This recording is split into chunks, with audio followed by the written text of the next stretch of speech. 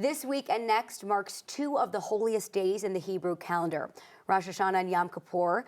Here to talk about the importance of these holidays, as well as how the Jewish community celebrates, we have Rabbi Yisroel Wilhelm with the Chabad at the University of Colorado with us this morning. Thank you for joining me today. Thank you very much. My pleasure. Yes. Good morning.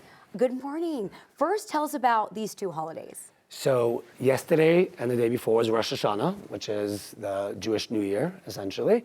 And then leading up, these are 10 days, starting day one, Rosh Hashanah, and then is Yom Kippur, which is the holiest day in the Jewish calendar. The reason it's called the Holy Days is because the Jewish New Year is a day when God sort of looks at each person in the world and decides how it's going to be, how they've behaved, so to speak, in the past year, and how amazing of a year we're going to have coming up.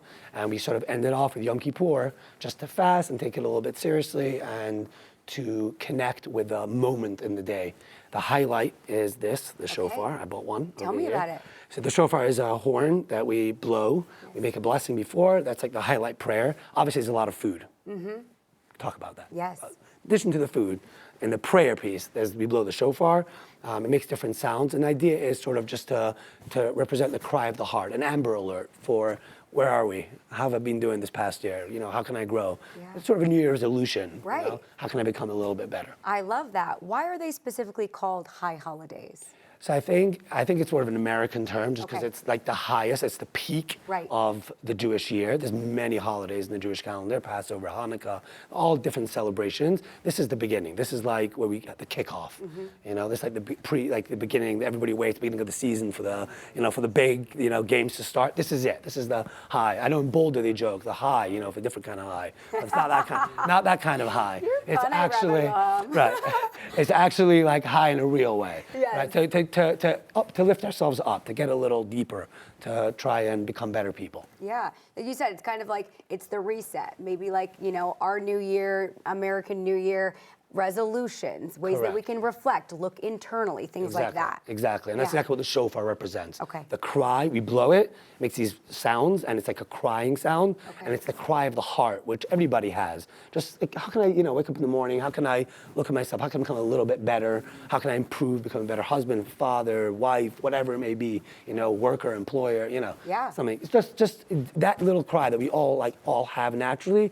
It represents it, we stop, we meditate, and we move on and become higher and better. Yeah, the sound is symbolic too. Can you give us a little demo? Sure, absolutely. So.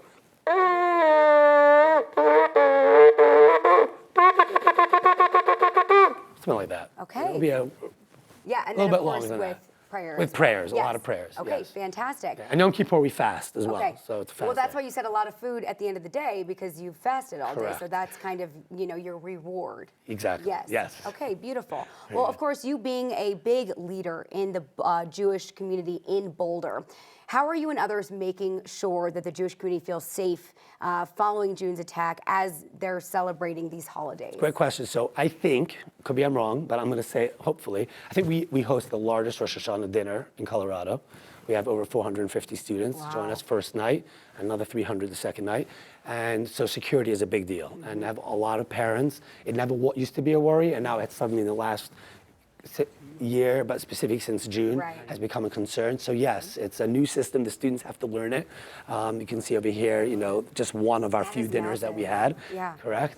And so the students are learning. It used to be a very open house. It's not so open anymore. Now they have to RSVP in advance. They have to make sure there's a security check when they come in.